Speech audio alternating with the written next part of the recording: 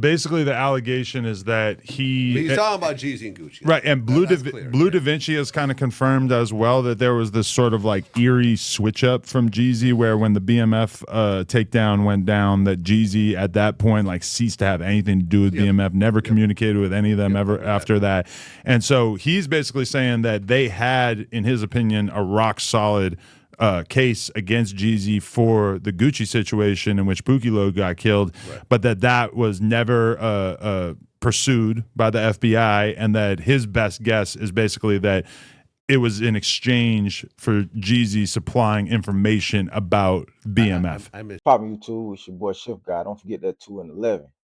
I'm back with another one. But before we get to that, you know why I'm here. I'm here for that check. I ain't here for no wreck, no play. I'm here to get paid. And with that being said, let's get to the business. I got a bag today. I got a bag today. I got a bag today. I got a bag today. I got a bag today. Could we have some music, please? Okay, so another topic that is like super late breaking, and this is probably one of the most unique ways that I've ever seen somebody get exposed for snitching. But basically, there was an FBI agent who made a TikTok talking about a case that he was involved with many years ago, and we could play the clip if you'd like. Yeah, I'm not going to say the guy's name because he's pretty famous, and to be fair, he was never charged with a crime. But we had these two rappers in Atlanta in the early 2000s, and they were beefing with each other, trading diss tracks, the whole thing. Then rapper number one, the famous one, orders his goons to go beat up rapper number two and steal this gaudy gold and diamond necklace he wore in all of his videos, and that's where it got interesting. The goon squad shows up at I know he ain't talking about who I think he's talking about. Rapper number two's place. He pulls a gun and starts shooting. One of the attackers gets hit, makes it about 200 yards away from the house before he drops dead. Rapper number two is arrested for murder, but it's dismissed as self-defense. And the real criminal here is rapper number one, who ordered the violent act that got his man killed. I had the phone records and two witnesses prepared to testify for what would have been a rock-solid RICO murder case. But for reasons that were never explained to me, the U.S. Attorney's Office declined prosecution, and rapper number one went on to have a phenomenally successful career. Oh well, win some, lose some.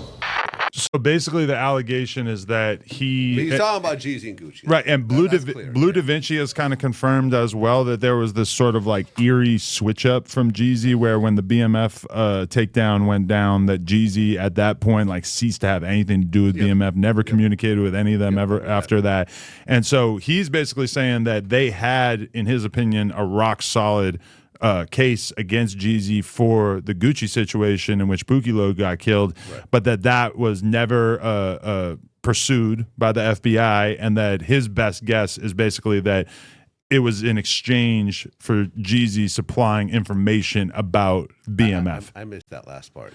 Okay, yeah. Where is that last part? You kind of need to connect the dots with like prior videos. There's like a Blue Da Vinci video where he goes into depth about how he feels very strongly that Jeezy snitched.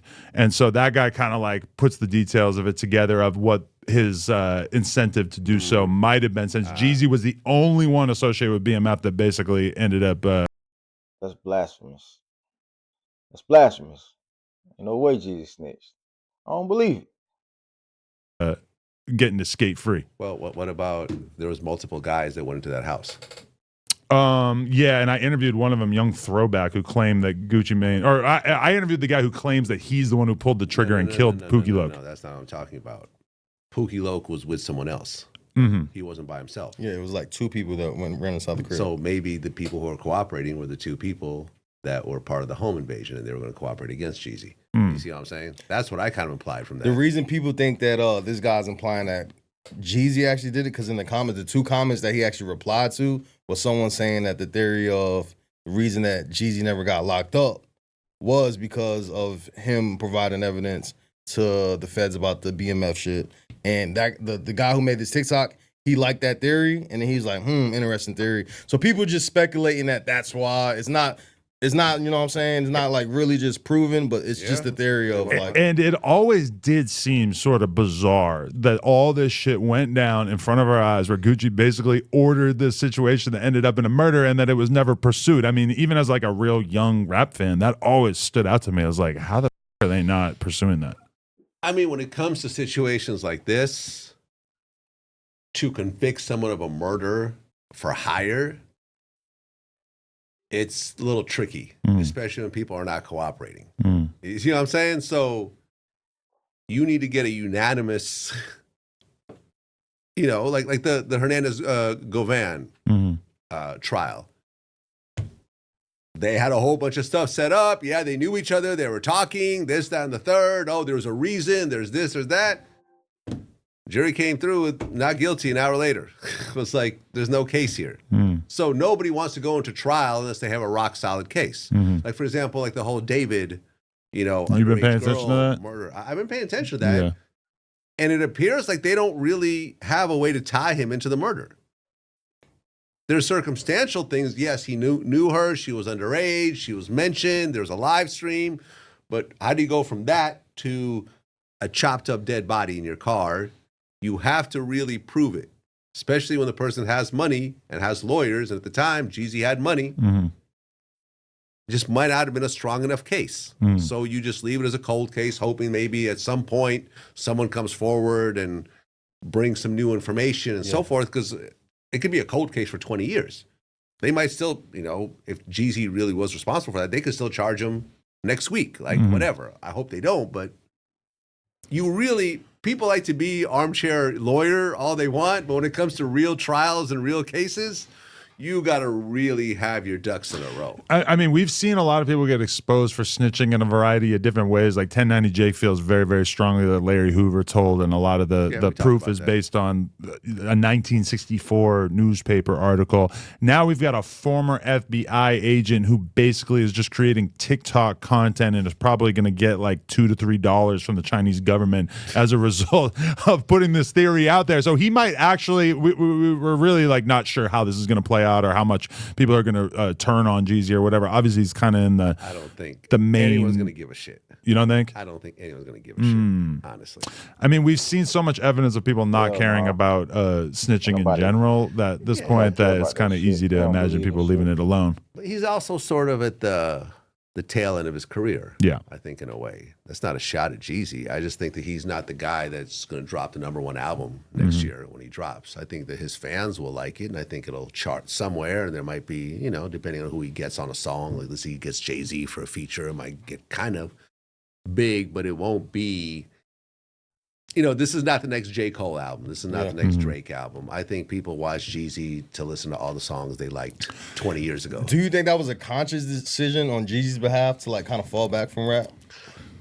From rap? I mean, he's still touring all the time. But I'm just saying, as like dropping new projects and actually trying to be like that guy. It doesn't seem like he hasn't. Whoever does that well into their 40s, it almost never happens. He's probably pushing 50 at this point. Yeah, I think it's just is what it is. You accept the reality of your age and the audience. I think that like if you're a committed enough young Jeezy fan that you're still going to go to his show in 2025, you're probably not going to really care about this snitching allegation. Maybe if like the most rock solid proof ever came out, it could make a dent. I feel like the respect from your peers and how many other people are willing to work with you is probably something that would be more tangible when it comes to somebody like Jeezy, because obviously like he's been successful music-wise. The odds of him ever having like a big hit record are less than 1% ever going forward. Yeah. But ultimately, like, Jeezy's kind of isolated as well. Like, I can't really think of that many rappers that are really around him or that he would be working. I'm sure he could.